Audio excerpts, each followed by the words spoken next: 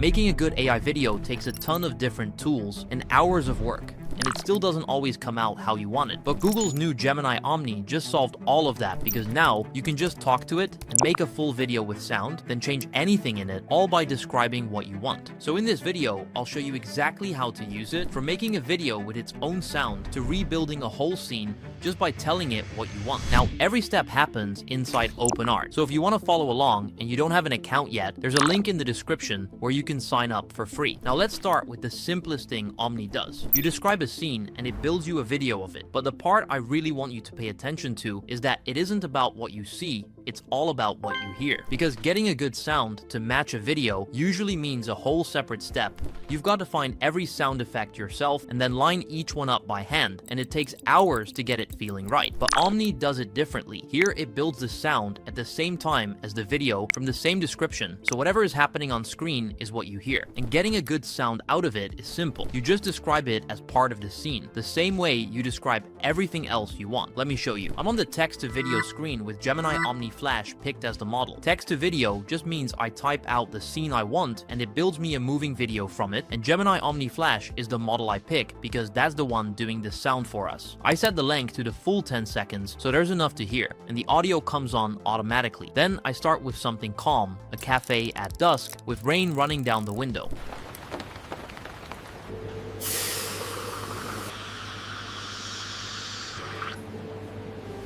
And that's the idea right there. I only described the rain on the glass and the hiss of the steam wand, and the sound came back with the video, and I never touched the sound library. Notice I didn't even go into a separate audio menu for that. I just wrote the rain and the steam wand into the scene like they were part of the picture, and it treated them as things to hear. So let me go the other way and give it a scene with a lot more going on.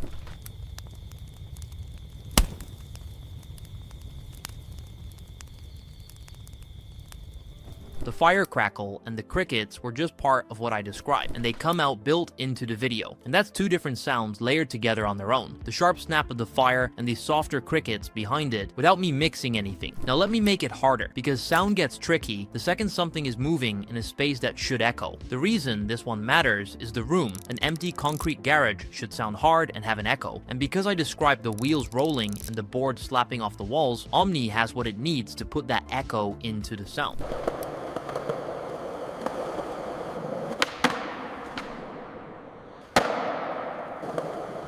That's the kind of thing that usually gives a video away, a big empty space that looks hard but sounds flat and close, so getting that echo to sit right is a real test. And then the one I think is the most impressive, a sound that doesn't exist anywhere in real life.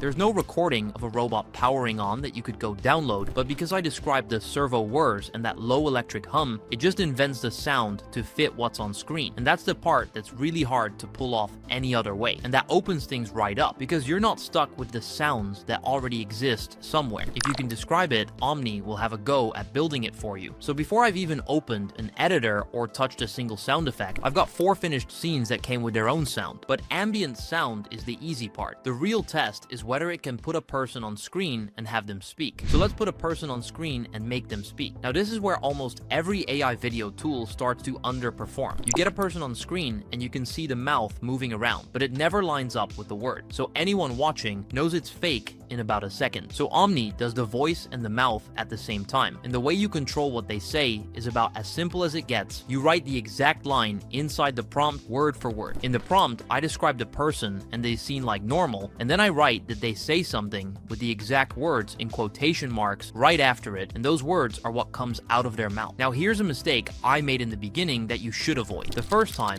I wrote way too long a line, forgetting these only run about 10 seconds, so it came out feeling rushed. So make sure to always write the correct line. Now let me start with a chef holding a plate up to the camera, and I'll write out exactly what I want him to say. All right, this one's my favorite. Let me show you how it's done. The line he says is the line sitting in my prompt, the mouth matches it, and I didn't record a thing or sync anything myself, and the mouth actually shapes the words as he talks, so it holds up even when someone's watching closely. Now let me change the feel completely and give it a quiet, slow line instead of an upbeat one. Day 42 up here. I still can't get used to this view. This one matters because the delivery follows the words, a soft line in a quiet room comes out calm, so you're not just controlling what they say, you're directing how they say it. It means you can steer the whole performance from the writing, the way you tell an actor to take it slower or give it more punch, without ever getting anyone on a call. Then, let me drop someone into a noisier spot, a detective muttering in a room with rain on the window.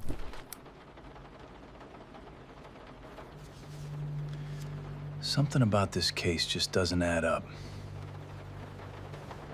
This is where it ties back to the first section. The voice and that background rain get generated together, so the talking sits inside the room instead of floating on top of it. Last one, I'm going for opposite energy now. A street vendor calling out over a busy market. One fresh taco coming right up.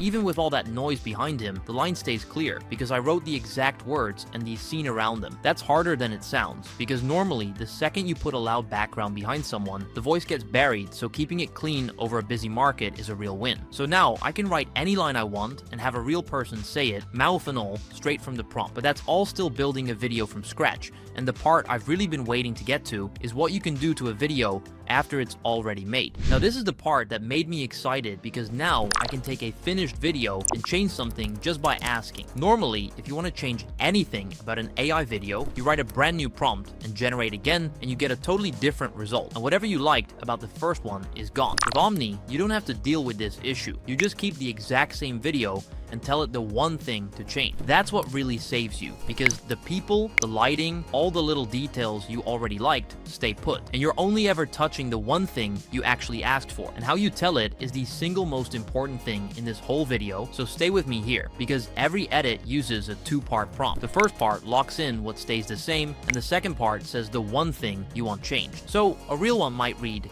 keep the kitchen, the counters, and the camera exactly the same, then change the wall color to a deep blue, both halves sitting in the one prompt. That's the whole trick, and everything from here on is built on it. The mistake I made early on was being a bit lazy with that first part. I'd only mention a couple of things to keep, and Omni would change stuff I never wanted touched. So the more you lock down in that first half, the safer you are. Like early on, I only said to keep the car and hit generate, and it kept the car but changed the whole street around it, the buildings, the time of day, all of it, just because I never said those mattered. Let me start with lighting. I've got a plain daytime street, and I want it at sunset. Look at how the first half of the prompt tells it to keep the street, the cars, the people, and the same framing, and only the second half turns the light to golden hour. That's why the whole scene holds, and just the lighting moves. Now let's go for the same idea again, but this time I take a living room in daylight and make it a warm candlelit evening. The furniture and the layout don't budge. All that changes is the mood, because the light is the only thing I asked for. Now let me swap an actual object instead of the lighting, a sports car on a coast road, and I want a motorcycle there instead. It puts the motorcycle into the same spot at the same angle, because I told it to keep the road,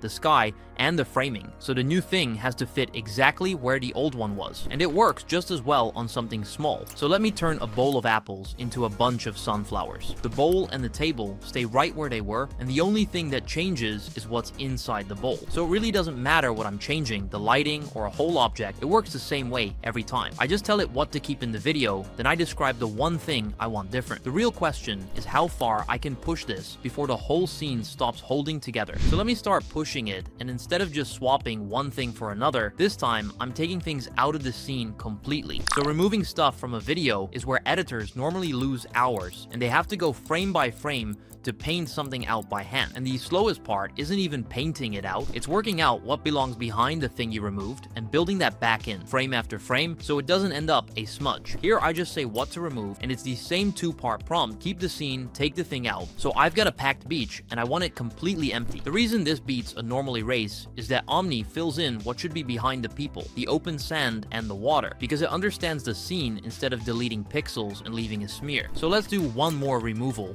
a cluttered desk, where I only want the laptop left. I just named the stuff I want gone, and it leaves the one thing I asked to keep. Now let's stop focusing on removing just a single thing and see what we can do if we want to change the whole scene at once. I'll take a normal park bench and drop it into a cold winter. Even with the entire season changing, the bench and the path and the framing all stay exactly where they were. because that first half of the prompt still locks them down. The change is just much bigger this time. And to really show the range, let me take a kitchen and turn the whole room into a dark dungeon cave, while keeping the big stuff like the fridge and the oven right where they are. Basically, you can rebuild the entire world around the scene and still pin specific things in place, all in the same prompt. So the same two-part prompt takes you all the way from deleting one small thing to rebuilding the entire room around you. And everything I showed you today, from making the video to changing anything inside it, came from just talking to it. And you can do all of this yourself inside OpenArt, where you'll find Gemini Omni Flash next to all the other top models. It's free to get started, so you can run the exact prompts from this video yourself today. So sign up to OpenArt with the link in the description and make your first video with sound. Thank you for watching, and I'll see you in the next one.